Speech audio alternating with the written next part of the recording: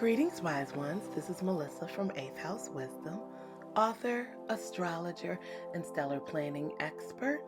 I am back with the new moon solar eclipse video for Taurus season.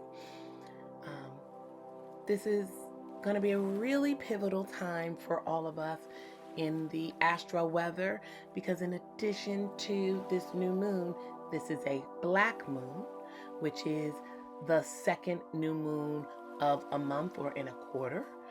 And it will be ushering in eclipse season and retrograde season.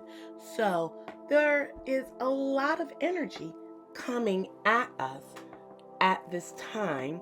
So it's important to check in so we can determine the features and the factors of the Astro Weather and can figure out the best way that we can use any of the energetic signatures or intuitive hits that we get to the best of our ability. So jumping right in to the content here, I want to go back to talking about what I said about this being a black moon. So we started off the month of April with the new moon in Aries on April 1st. We are ending the month of April on the 30th with this second new moon in a month. Again, that's what we refer to as a black moon. They happen about every other year. And this is a really auspicious way for us to open up the eclipse and retrograde season, which also means that we are ending the time period that astrologers refer to as all planets direct. If we look at the astro signatures of everything happening, let's start off with this new moon is in the sign of Taurus. So in my last video, I talked about get grounded and get money. Taurus is the second house of the zodiac. It focuses on finances, personal property, our values, and what brings us security in this life. At the start of the year, around January 27th, the nodes of the moon finally moved their positions from 18 months in Gemini and Sagittarius into their current axis, where the North Node, or our point of Dharma and purpose, is in Taurus, and the South Node is in the 8th house, or Scorpio, the planet of birth, sex, death, and rebirth. As someone who is impacted by all of these configurations, it's really important to understand what your birth chart is and what areas of your chart are getting activated. Is it your area of home? Is it your area of work? To be able to get a clear picture of what this intense time in the sky is going to mean for you. So, this Taurus new moon is an opportunity, as all new moons are, to begin again. In the dark of moon period, which is literally when you cannot see the moon at all in the sky, we are talking 97% to 100% darkness. This is a time for closing out the releasing process that happens with the full moon.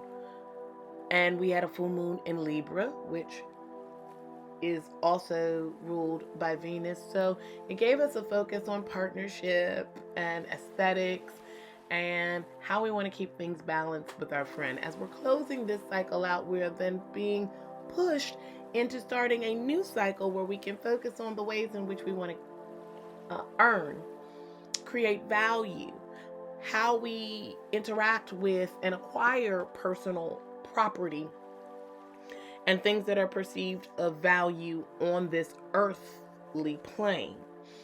And so, setting intentions around how you make money and how you ground yourself with the presence of earth energy are two really highly favored things during this particular period of time. The planet Uranus, which is the planet of revolution, has been firmly in Taurus for some time now. Actually, since the fateful day last year, January 6th. And I still see the shaman walking in with the horned hat to the Capitol, which was the perfect pictorial description of Uranus revolution moving into Taurus and an earth sign. Nonetheless, this means that we have an opportunity right now to strike our own revolution. So we're adding to the new moon energy, and we're adding to the complexity of that by saying that this new moon can have some eccentricities to it. It can be electrified. It can have some unpredictability to it. It can move us in spaces where the ways in which we want to earn money seem, in fact, revolutionary. It also, from the most practical perspective, is a great energy signature for starting an online business, because Uranus rules technology, the World Wide Web, and after the changes that we have undergone in 2020 and 2021, the world is really primed for us to take the things that we have and to open them up into this increasing global market. So you want to think about ways in which you, again, can bring value into other people's lives and generate more value for yourself, because this is the energetic signature that is currently favored. In addition to the fact that Venus and Jupiter actually met up just 3 days before in an exact conjunction, and that is Venus, Taurus's ruler and the planet of money, plus Jupiter, the planet of expansion, higher learning, growth, and luck. So we really are getting some very strong astrological energetic impulses to grow our money, expand our kingdom, expand the ways in which we create and provide and receive value from other people. That energy will serve us well as we take a look at applying the lunar wisdom formula and figuring out what area of your chart this new moon is going to activate. And if you're an Aries, this is going to hit your house of finance. If you're a Taurus, then this is going to hit your house of self. If you're a Gemini or have a Gemini rising like me, then this new moon event is happening in your subconscious house, and you're at the house of your blind spot. If you're a Cancer, this is going to be happening in your wishing house, the house of great gains and the house of friends and community. If you're a Leo, it's going to happen in your house of career. Virgo, in your house of higher learning and expansion. Libra, in the 8th house of sex, birth, death, and other people's money. Scorpio, in your 7th house of partnership. If you're a Sag, it will be in your 6th house of work and service and health. If you're a Capricorn, it's going to hit in your 5th house of creativity and children and romance. If you're an Aquarius, it's going to hit the 4th house of home. And if you are a Pisces, then it is moving towards in your house of communication, which will give your communication an extra bit of oomph. As we look at those pieces of the lunar wisdom formula, we then want to lead into what it means to actually be experiencing this eclipse. Now, not only is it the black moon, which is the second new moon in a month, but it is also the beginning of eclipse season. And it's important to note that new moon eclipses are always solar eclipses. That is important for us to note because of the order in which the planets are moving in and the difference in the energetic signature between a lunar and solar eclipse. The days leading up to an eclipse can have a great level of potency within them.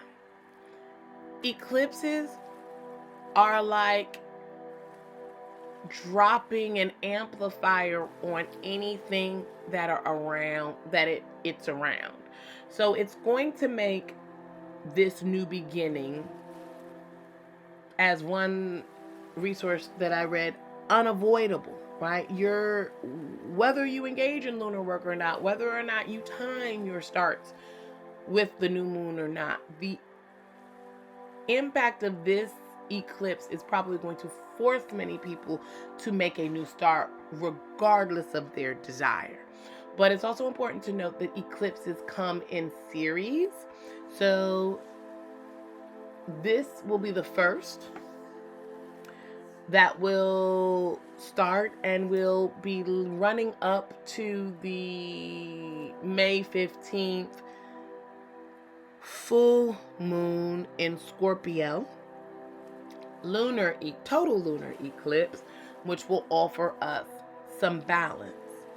This Taurus and Scorpio eclipse season is not as long, nor does it have as many eclipse events as our last 18-month cycle in Gemini and Sagittarius had.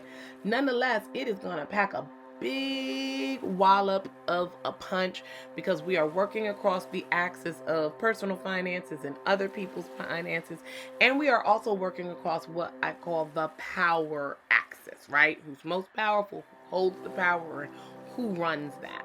And so in your personal life, the changes may be a bit more mundane, but as we look at what's going to be happening on the world stage, we've already been experiencing so many changes, including being back at war and things of that nature. There are going to be even more twists and turns because the eclipse is happening within 2 degrees of Uranus, the planet. There will be unpredictable eccentricities that are really just going to be showing up. The eclipse is going to connect with Mars, so it's going to give us firepower and energy, which is going to potentially heighten what we can do or accomplish in this new moon phase. And again, that Jupiter and Venus alignment, and actually Neptune will also be there, gives us some really positive energy for romance as well. This is a time where the seeds that you sow for this new moon, eclipses are new moons that I feel have a longer energy signature. They tend to last and unfold even more so over the 6-month period until we get to their full moon than other new moons. Because there's always that pattern that you have a new moon and then 6 months later you have the full moon in its same sign. But when you have the punctuation of the eclipse, it means that subsequent events will roll out in the 2-week period in between that new moon and the next coming full moon proper, but there's a larger energetic arc that you want to pay attention to. So also remember that the money goals that you set at this particular period of time can also carry you well into this new year. And that's a great thing if it does, because as we end up this 2-week period following the eclipse and this Taurus New Moon, we will be running ourselves right into the beginning of Mercury Retrograde, which means that this eclipse also starts off the pre-shadow period for our Mercury, the second Mercury retrograde of the year, because we had one in January. So it is also a really good idea for you, as I often recommend people do, is you may be thinking about starting some new things, and you can definitely get those cooking, knowing that there's going to be a 6-month arc. I also want you to be prepared to take a review of what's going on as we are ending up this quarter, so that you can do your quarterly review once the Mercury energies start to go a bit wonky. As some final points to consider, I just wanted to give you all some potential ideas, questions that you want to ask yourself to make the best of this particular new moon, which has to do with the kind of action that you want to be taking, particularly as it relates to money. First and foremost, remember that this is an earthen, practical, and really grounded emotional energy in play. So we want to build strong, durable goals and ideas that translate into the earthly world. Not so much the intellectualized ideas.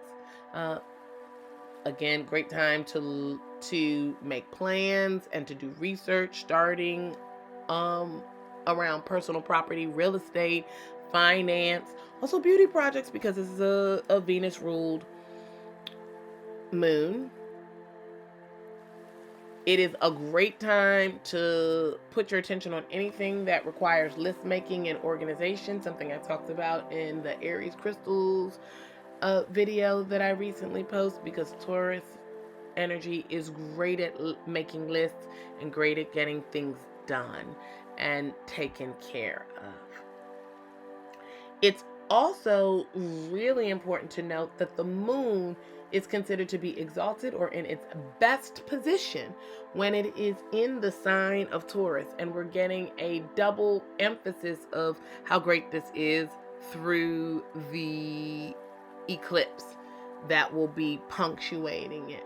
So know that your level of energetic grounding will be helped by the fact that the moon is exalted, because the eclipse will definitely send an energetic jolt through your system. I want to make a note, as an astrologer and someone who is an avid crystal collector, I do not charge crystals or do ritual on the day of the new moon, because it is difficult to ground that much energy.